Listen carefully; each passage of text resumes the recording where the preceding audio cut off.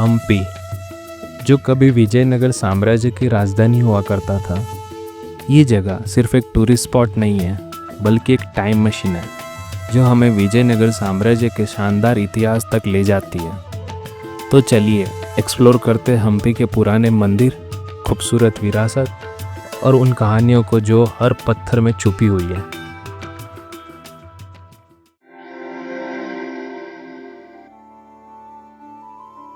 विरूपाक्षा मंदिर का इतिहास 7वीं सेंचुरी से जुड़ा हुआ है।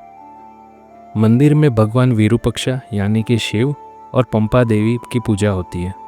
कहा जाता है कि पंपा देवी ने भगवान शिवा को यहाँ तपस्या करके प्राप्त किया था। इस वजह से शिवा को पंपापति भी कहा जाता है। 14वीं सेंचुरी में कृष्णदेवराया, जो विजयनगर साम्राज्य के सबसे महान राजा माने जाते हैं, उन्होंने विरूपाक्षा मंदिर में काफ़ी बदलाव करवाए और 50 मीटर ऊंचा गोपुरम बनवाया। एक बहुत ही इंटरेस्टिंग चीज़ यहाँ है पिन होल कैमरा इफेक्ट। मंदिर के अंदर एक पर्टिकुलर स्पॉट से गोपुरम का उल्टा प्रतिबिंब दिखाई देता है। यहाँ एक हाथी है जिसका नाम है लक्ष्मी। हर सुबह तुंगभद्रा रिवर के किनारे लक्ष्मी को स्नान के लिए ले जाया जाता है। ये स्नान सुबह 8 से 9 बजे के बीच होता है। स्नान के बाद लक्ष्मी को फिर से मंदिर ले जाया जाता है, जहाँ वो भक्तों को आशीर्वाद देती हैं। मंदिर के सामने ही आपको हम्पी की पुरानी बाजार देखने मिलेगी।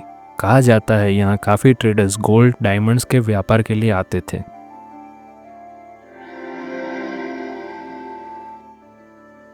ये पहाड़ी विरूपाक्षा मंदिर के बिल्कुल पास स्थित है। यहाँ का सनराइज और सनसेट का नज़ारा लाजवाब होता है और यहाँ से आप हम्पी का पैनोरामिक व्यू एंजॉय कर सकते हो। यहाँ पे एक हनुमान मंदिर है जो आपको ज़रूर विजिट करना चाहिए।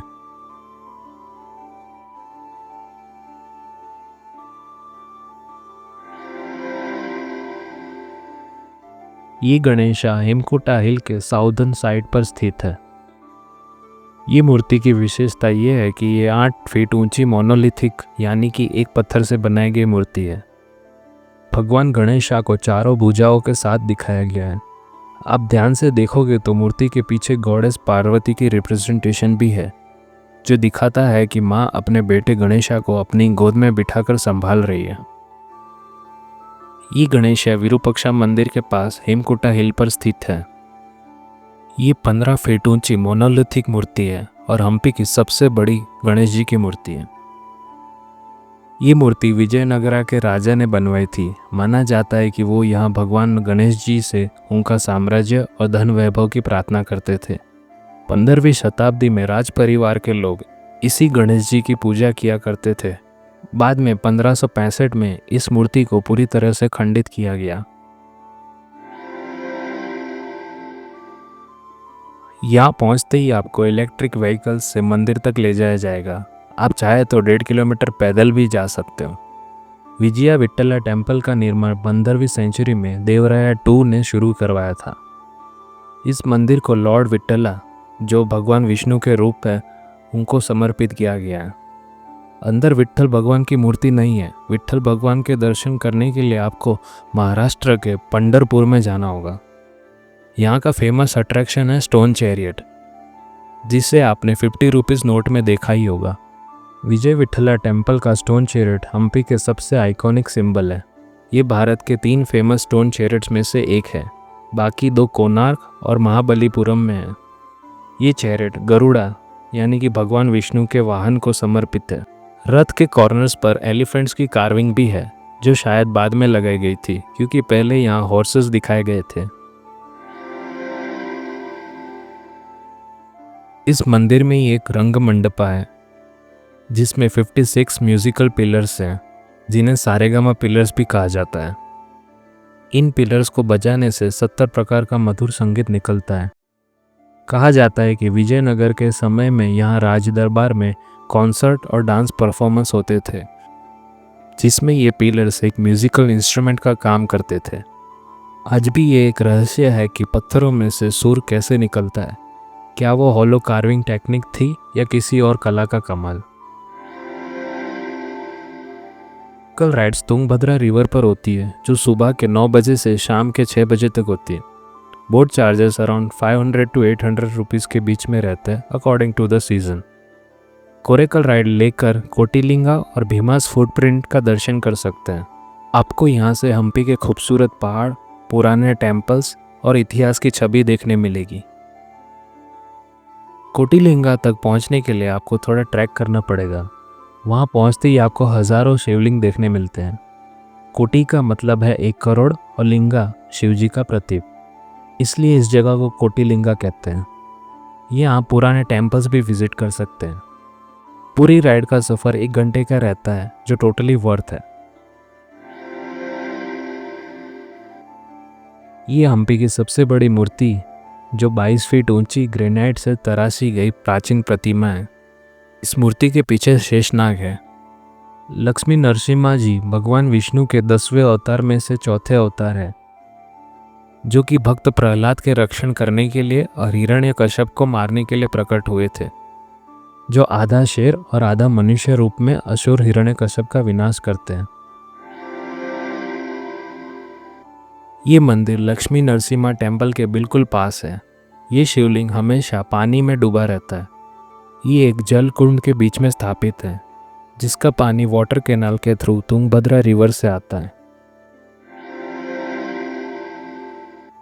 ये मंदिर विजयनगरा के राज परिवार के लिए बनाया गया था। मतलब ये रॉयल टेम्पल था जहाँ सिर्फ राजघराना के लोग पूजा करते थे। मंदिर का नाम हजारा राम इस वजह से पड़ा क्योंकि इसकी दीवारों पर रामायण की हजारों तस्वीरें तराशी गई है। ये मंदिर भगवान राम को समर्पित है और उनके जीवन की विभिन्न घटनाएं यहाँ की कार्विंग्स में दर्शाई गई है। क्वींस पैलेस रॉयल एंक्लोजर में स्थित था, जहाँ विजयनगर साम्राज्य की रानियां और उनका परिवार रहता था। यह महल आज पूरा खत्म हो चुका है, लेकिन इसका बेसमेंट अब भी मजबूती से खड़ा है। लोटस पैलेस एक ऐसा दृश्य है जो विजयनगर साम्राज्य की शिल्पकला और अद्भुत आर्किटेक्चर का जीवंत प्रतीक है। ये महल अपनी कमाल के फूल जैसी डिज़ाइन और रॉयल जनाना क्वार्टर्स के लिए मशहूर है। ये महल रानियों का समर पैलेस माना जाता था, जहाँ राज परिवार की महिलाएं आराम और मनोरंजन करती थी। महल का डिज़ाइन हिंदू और इस्लामिक आर्किटेक्चर का अनोखा मिश्रण है, जो इंडो इस्लामिक स्टाइल के रूप में प्रतिष्ठित है। यहाँ रानियाँ गर्मियों में ठंडक के लिए रहती थी। महल में एडवांस वाटर कूलिंग सिस्टम था। वाटर चैनल्स के जरिए गर्मियों में महल ठंडा रहता था। इस तरीके से यहाँ वेंटिलेशन और वाटर फ्लो दोनों ही क्लेवरली डिज़ाइन किया गया था। लोटस महल में 3 वॉच टावर भी थे, जो रानियों और राज परिवार की महिला के लिए बनाए गए थे। इमरजेंसी के वक्त वॉच टावर से ही गार्ड्स और सोल्जर्स को सूचित किया जाता था। ये शाही हाथियों का घर था। ये वही हाथी थे जो राजा के युद्ध और शोभा यात्रा में उपयोग किए जाते थे। इस टेबल में 11 बड़े गुंबद हैं। हर एक में एक हाथी के रहने की जगह थी। हर कोठरी के बीच में आर्क डोरवेज बने हैं, जिनके जरिए हाथी अंदर बाहर जाते थे। कुछ arcs Islamic style pointed domes में हैं, जबकि कुछ हिंदू स्टाइल कार्विंग्स के साथ। और इसके पास में हाथी के महंतों को रहने के लिए भी जगह बनी हुई है, जो कि गवर्नमेंट ने अभी इस जगह को म्यूजियम में कन्वर्ट कर दिया है।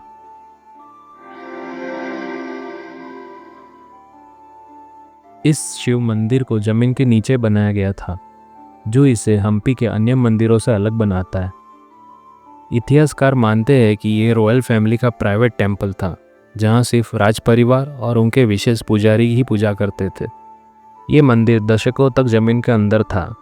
फिर 1980 के आसपास में आर्कियोलॉजिकल सर्वे ऑफ इंडिया के द्वारा यहाँ पर खुदाई करके इस मंदिर को रिस्टोर किया गया। इसका वाटर चैनल सिस्टम आज तक एक रहस्य बना हुआ है। लोग मानते हैं कि ये गोपनीय टनल्स और राजकीय वाटर रिजर्वॉयर से जुड़ा हो सकता है। बाहर से ये एक सिंपल और सोबर स्ट्रक्चर लगता है, लेकिन अंदर जाते ही इसका भव्य डिज़ाइन हमें चौंकाता है। क्वींस बाथ का निर्माण अच्युत राय के शासनकाल में हुआ था। यहाँ राजाओं और रानियों के लिए प्राइवेट रॉयल बाथ की व्यवस्था थी, जो उनके लग्जरियस जीवन का एक हिस्सा था। ये एक 15 बाय 15 मीटर का स्क्वायर शेप पूल है, जो 1.8 मीटर गहरा है। पुल के आसपास आर्क्ड कॉरिडोर्स और बालकनीज है, जहाँ से रानियाँ और उनके सेवक उनकी सेवा में लगे रहते थे। कृष्णदेवराया भगवान कृष्ण के भक्त थे, इसलिए उनका राज्य अभिषेक गोकुल अष्टमी के दिन हुआ था। इस मंदिर का निर्माण कृष्णदेवराया ने ओडिशा के विजय के बाद किया था। राजा ने उसी जगह से बाल रूप श्री कृष्ण जी की मूर्ति लेकर आए और उस मूर्ति को इसी मंदिर में स्थापन किया।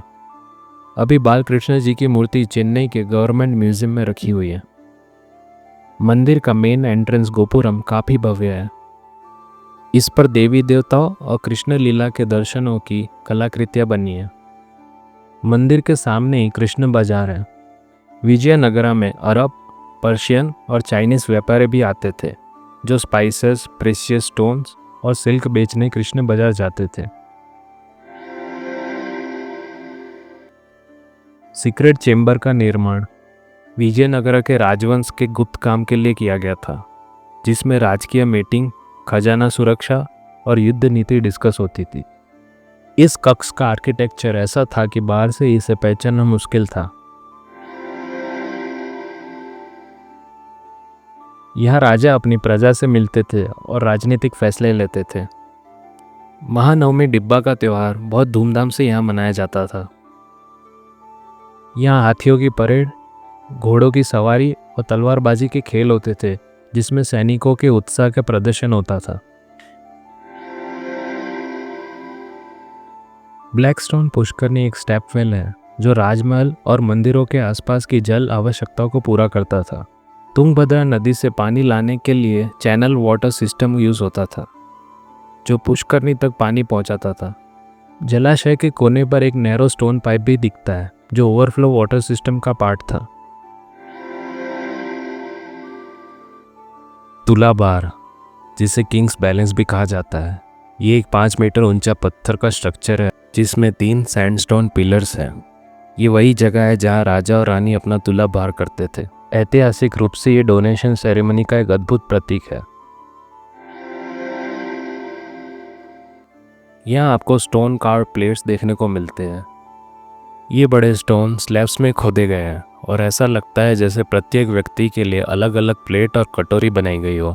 माना जाता है यहाँ सैनिकों के लिए भोजन की व्यवस्था की जाती थी।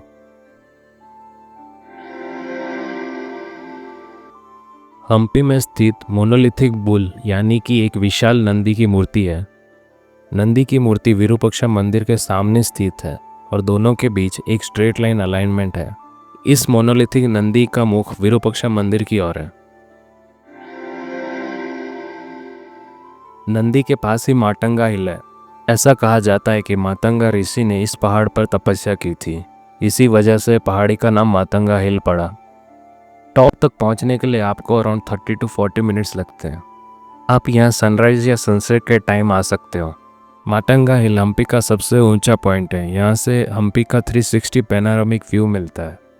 तुंगभद्रा रिवर, विरूपाक्षा टेम्पल और एंशिएंट रूइंस के नज़ारे देखने मिलते हैं।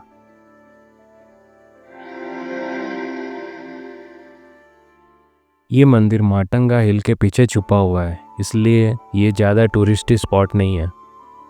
इसका निर्माण 5034 में अच्युतदेवराय ने करवाया था, जो विजयनगर साम्राज्य के एक महान राजा थे। मंदिर के गोपुरम पर इंट्रिकेट कार्विंग्स की गई है, जिसमें देवताओं, ऋषियों और अप्सराओं की मूर्तियां बनी हैं। पिलर्ड हॉल्स में रामायण और महाभारत के सीन्स दिखाए गए हैं। ऐसा माना जाता है कि भगवान राम और लक्ष्मण जी लंका पर हमला करने से पहले यही माल्यवंता पर्वत पर रुके थे।